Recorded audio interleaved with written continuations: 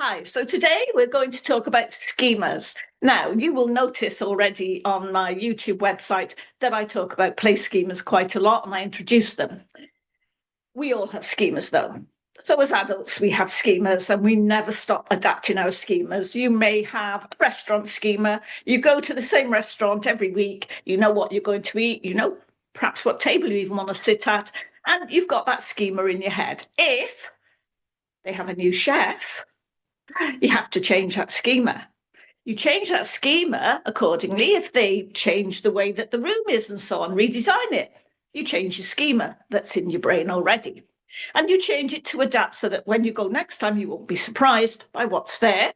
You may decide not to next time if the chef that they've employed isn't up to your liking. But that's how it is. That's what schemas are. You constantly adapt them. And I'll tell you how I adapted a schema. Years ago, I was teaching over in Jersey. I was assistant head over there. And Glyn had a little boy of 5, 6, had come into school early, as they do off the different buses, and had let himself into the caretaker's cupboard. And he used to take the vacuum cleaner, the Hoover, apart a little bit. But one day he got into the cupboard and there was nobody around at all. The caretaker had gone for a long time and he completely dismantled the vacuum cleaner, completely. Put it back together, but he was fascinated by how it worked. Very similar, really, to Seymour Papert, who was fascinated by gears and mechanics when he was 2, 3 years old and went on to develop Lego Mindstones and so on. Brilliant brain, brilliant brain. Glyn never deterred because the caretaker locked that cupboard, became fascinated in the washing machines. Now, in that particular school in Jersey, we did actually have a laundry room. And he managed one day to get into the laundry room. Luckily enough, he was stopped before he started trying to take apart the washing machine, but it was on his list of things to do. So, how did that affect me? Well, it affected me in that when I became head teacher of a large special school in North Wales, and it was a brand new school, I made sure that we had the push buttons onto certain doors in the school so that nobody could enter those rooms easily. Because I say that because a couple of the boys would stand next to somebody who was pressing the keys to get into that room, memorize it, and would go back later. So it worked to a certain degree, but it didn't work completely. And of course, these things are very, very important for things like machines that you certainly don't want a bright spark like Glyn changing. He was severely autistic, by the way, but very, very bright. So on and so forth. So let me think as well about other schemas. What are the schemas? Okay.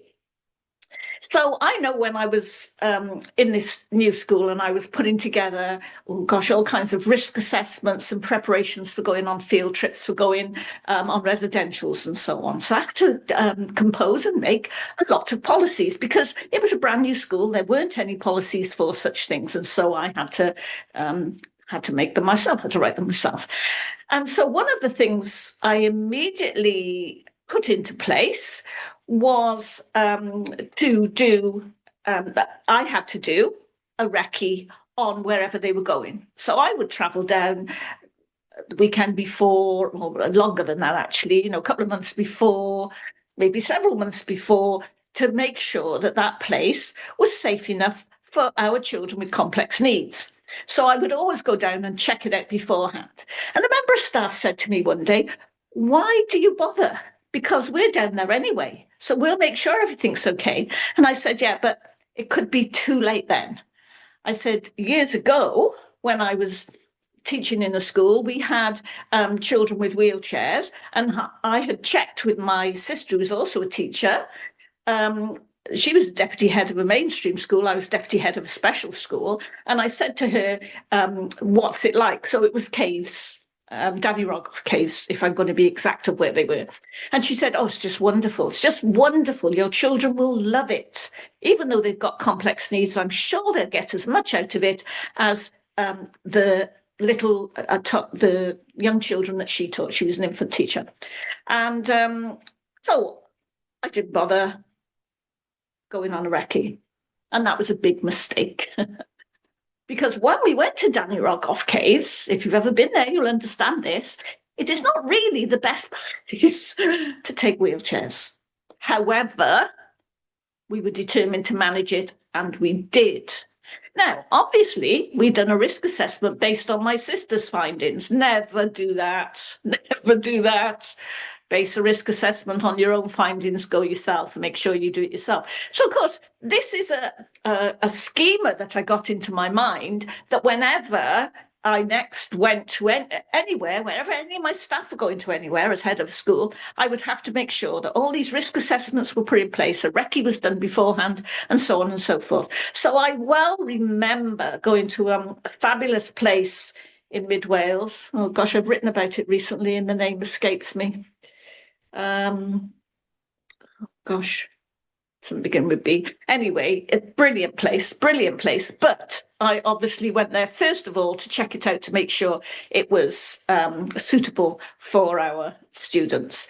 Now, I will put the name of that in the comments below afterwards in case any of you attempted to go there. But it was a fantastic place to take children with PMLD, complex needs, and so on and so forth. If you always thought that children with PMLD can't abseil, this place will prove you wrong. Okay, so I will put the name of it down below in the comments afterwards. So that was about how I adjusted my schemas as a result of my experiences through working in other schools and through progressing as a teacher and so on, and finding out, that you need to add to that schema in your brain. You need to add to it so that next time, you make the necessary changes to ensure everything's okay.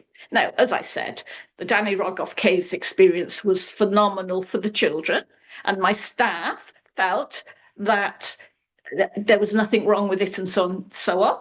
But I knew in my own mind that beforehand I definitely should have done a recce. So I would say for anything else ever after that, in my own practice and for my staff's practice, it was always to ensure that we had visited beforehand and done all the risk assessments in relation to what we'd seen to make sure that it was perfectly safe for our children. So there we are. That's about schemas today. Hope you enjoyed it. And I'm going to say bye-bye for now. Bye-bye.